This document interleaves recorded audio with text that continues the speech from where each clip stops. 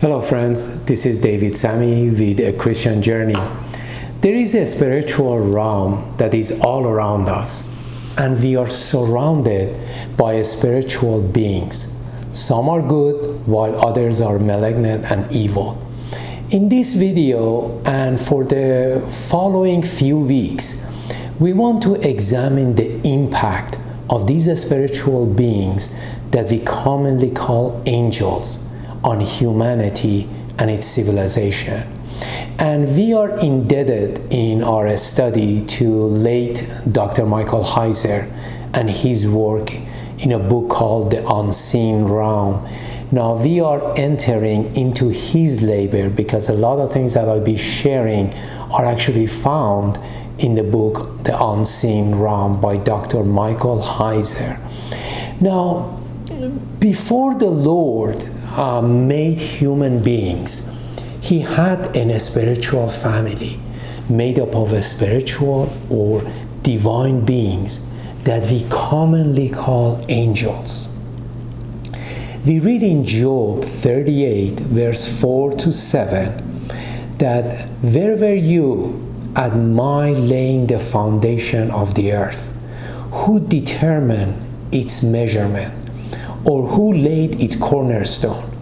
When the morning stars were singing together, and all the sons of God shouted for joy. In these verses, we see these beings that are called the sons of God, and who were already in existence before the Lord created our world. But who are these sons of God? You know, we tend to think all of these spiritual beings as angels. But in reality, there is a hierarchy in the spiritual realm. The sons of God in Hebrew is called B'nai Elohim, while the terms for angels is called Malak. Sons of God, as Dr. Heiser would put it, could be divine beings with higher level of responsibility. And they were there from the beginning of the world as we know it. When the Lord created Adam and Eve, he put them in a garden. It's called Eden. And actually Eden means pleasure. They were to work there and to keep it. Something to keep in mind is that not all the earth was like Eden, and Eden was not like all the earth. Eden did not need to be subdued, but earth did. And man's job was gradually to make the entire earth to become like the Garden of Eden. In Ezekiel 28 verse 3, we read, Eden is called the Garden of God. Ancient people thought of their gods as living in beautiful garden, in an area where water is scarce, where food is scarce. Surely the gods would live in a place when there is abundance of water, food, and there is no lack for anything. That's how the ancient people thought where their gods would be living. And ancient Israel, an ancient Israelite would have thought Eden as the dwelling place of God. This was God's headquarters on earth. We read in Genesis 3:8, the Lord God walking in the garden. Heaven and earth met in Eden. Many people consider Eden as a temple, and man's job was to extend Eden until the whole earth became Eden-like, where the whole earth would become God's dwelling and he would live with his human family. But a little later in the story, we come across a divine being who was not happy with the Lord's decision to create humanity and to put them in charge of the earth. We met this divine being in Genesis chapter 3. This is the first impact of a supernatural being on humanity and its condition. This being presented himself in a snake-like figure, but he is no ordinary snake in a way we think of as snakes. The Hebrew word for a snake is nakash, and Dr. Michael Heiser points out that the root of this word in a noun form could be a serpent, as we think of a snake. In its verb form, it means to deceive, deceiver, enchanter, or diviner. And in an adjective word form, it means bronze, shining. The term would mean the shining one. This was no ordinary snake in the way we think of snakes. As a matter of fact, in Revelation 12:9, this being is identified for us as the devil, Satan. But what is interesting, we typically think of Satan is the name of this being, but it is not. In reality, his name is not mentioned in the Bible. Devil means accuser, a slanderer. This simply points to what he does.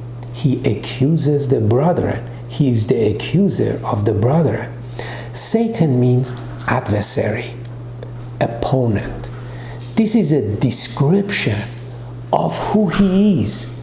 He is an opponent of God and humanity.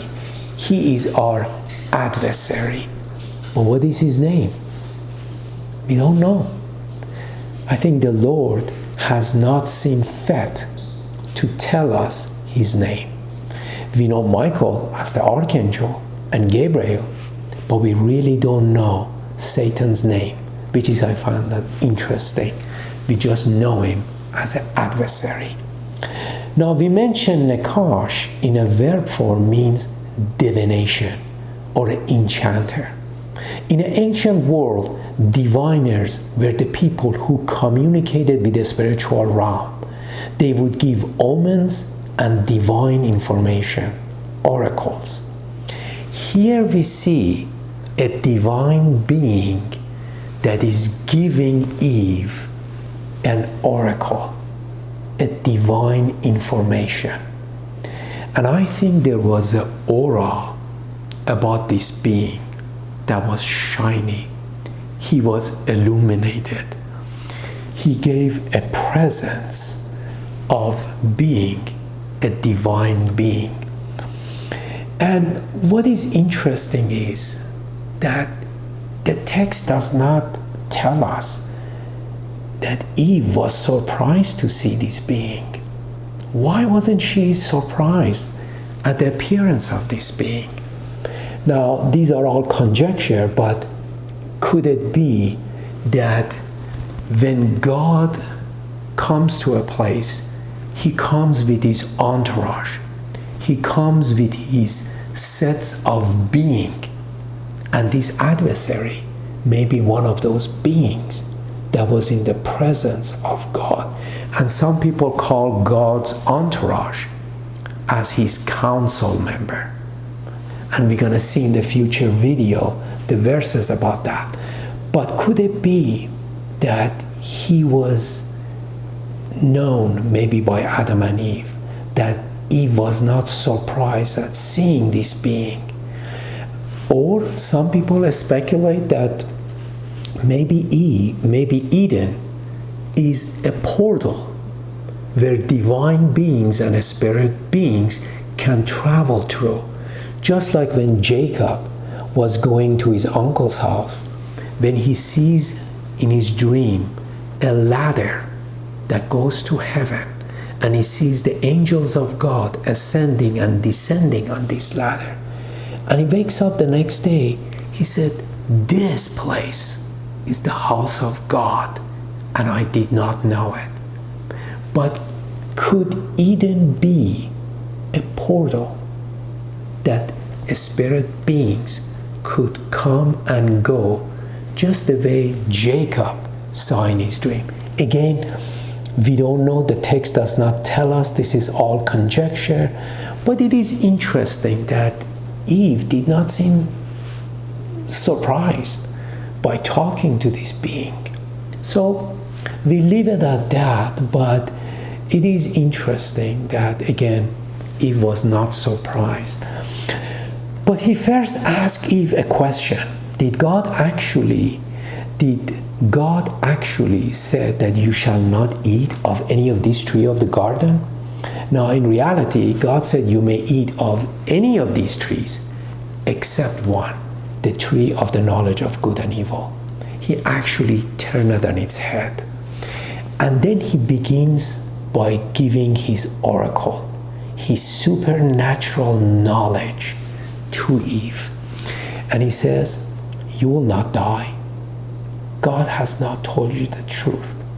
In reality, when you eat of this tree, your eyes will be open and you will be like, actuality is like God's Elohim.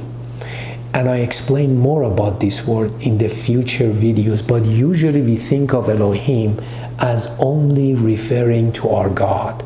But in reality, there is a broader meaning to Elohim that I will explain in the future videos. But here, this adversary, Satan, tells Eve that you will be like the gods, knowing good and evil, that you would yourself would know what is morally right and what is morally wrong. Now, here this being proves himself to be an adversary, not only of God, but of humanity. He counted on the fact that if he gets humanity to disobey God, God would have to do away with them. God would have to judge them if God is a just and righteous God. Now, God indeed judged Adam and Eve, but maybe not in a way that Satan thought it would be. The death was gradual. It was not an annihilation. And ultimately, a seed from the woman would destroy the serpent and restore the vision of the Lord, the vision that the Lord had for the Garden of Eden. But the question is, why? Why didn't God annihilate humanity? Just do away with them. He could create another form of beings. Why didn't God destroy Satan, this adversary, and do away with him? We don't know. But again, this is a conjecture on my part. I think up to this point, even the angelic beings, they knew the qualities about God.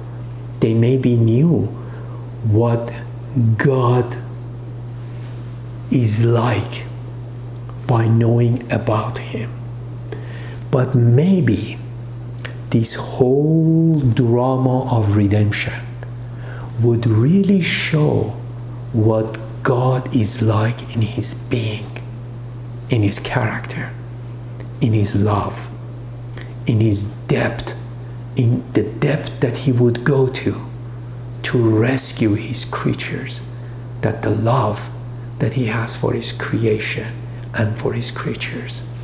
You see, I think both sides, both humanity as well as the spiritual being, are having a chance to get to know God. I know that, for instance, for me, I know that we were not made to function apart from God. Human beings cannot rule over themselves properly. We cannot function properly apart from God. We need God. But also maybe angelic beings have a chance to get to know God. Because maybe if this drama did not present itself, what God was like was always on the table. But they really did not know what God really is like. And humanity did not know what God is really like until this whole drama gets unfolded. That we be able to know that no other being can rule this universe except God, and we need Him. But also on the other side, that no other spiritual being is able and capable of governing the universe except God. Even maybe a being that God created with utmost wisdom and knowledge is not qualified to run this universe.